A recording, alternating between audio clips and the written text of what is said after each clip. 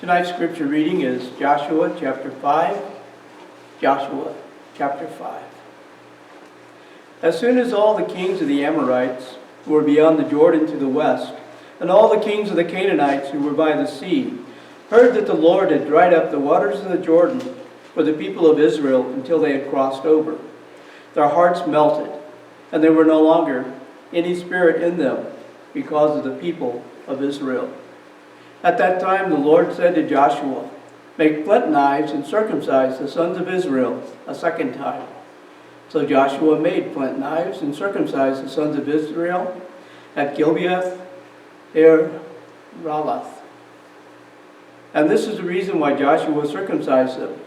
All the males of the people who came out of Egypt, all the men of war, had died in the wilderness on the way after they had come out of Egypt. Though all the people who had come out had been circumcised, yet all the people who were born on the way in the wilderness after they had come out of Egypt had not been circumcised. For the people of Israel walked 40 years in the wilderness until all the nation, the men of war who came out of Egypt, perished because they did not obey the voice of the Lord. The Lord swore to them that he would not let them see the land that the Lord had sworn to their fathers to give to us, a land flowing with milk and honey. So it was their children, whom he raised up in their place, that Joshua circumcised. For they were uncircumcised because they had not been circumcised on the way. When the circumcising of the whole nation was finished, they remained in their places in the camp until they were healed.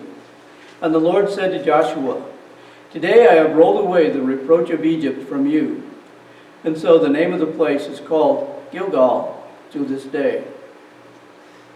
When the people of Israel were encamped at Gilgal, they kept the Passover on the 14th day of the month in the evening on the plains of Jericho.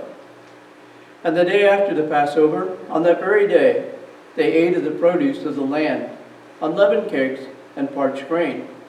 And manna ceased the day after they ate the produce of the land. And there was no longer manna for the people of Israel, but they ate of the fruit of the land of Canaan that year.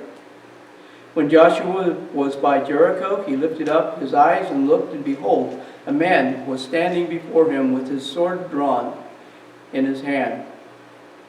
And Joshua went to him and said to him, "Are you for us or for our adversaries?" And he said, "No, but I am the commander of the army of the Lord. Now I have come."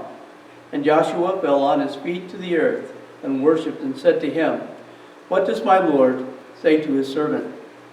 And the commander of the Lord's army said to Joshua, "Take off your sandals from your feet, for the place where you are standing is holy."